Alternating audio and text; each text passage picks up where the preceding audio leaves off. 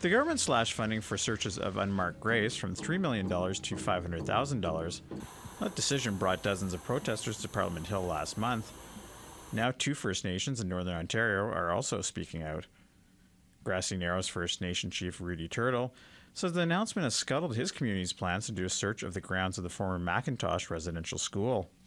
And as a result, we have to reduce our team and reduce our costs, and it's just going to make it less effective.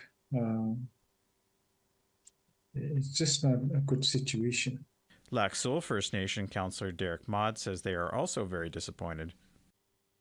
It sets us back, obviously, especially with the operations of this thing, because it's a lot of work they're doing, and we're not even breaking ground yet to search.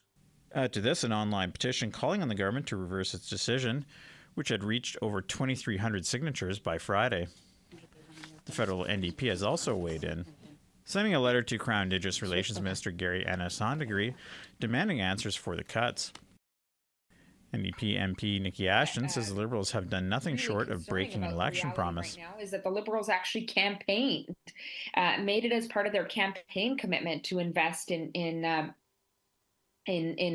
reconciliation and answers for communities coming out of the discoveries at Kamloops. And here we are 3 years later. We've seen an 85% cut in the funding to communities.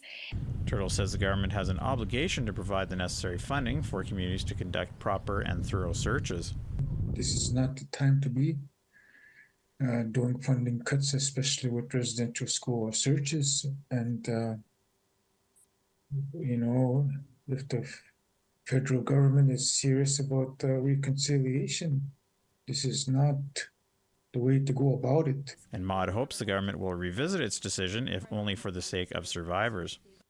I guess they really want closure, but if the federal government's slashing funding dramatically like that, it's just like it puts a halt on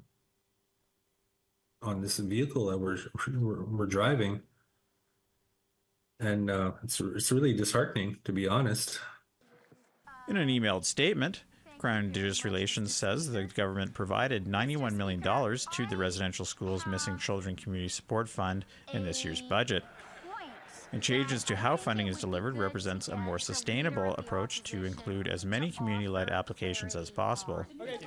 Fraser Needham, APTN National News, Ottawa.